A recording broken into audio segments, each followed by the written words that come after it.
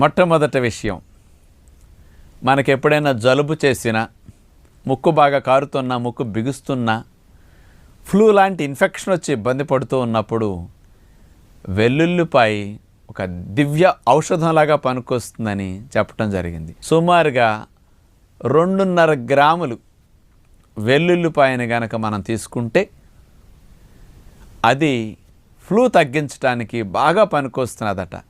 మరి ఈ వెల్లుల్లిపాయలు ఉండే మెడిసినల్ ప్రాపర్టీలు ఏం చేస్తుందో తెలుసండి?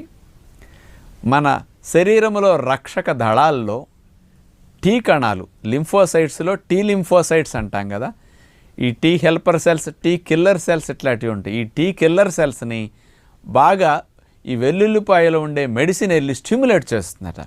అందుకని ఈ టీ కిల్లర్ సెల్స్ వెళ్ళి ముఖ్యంగా ఈ ఫ్లూ సంబంధించిన కారకమైన క్రిముల మీద దాడి చేసేసి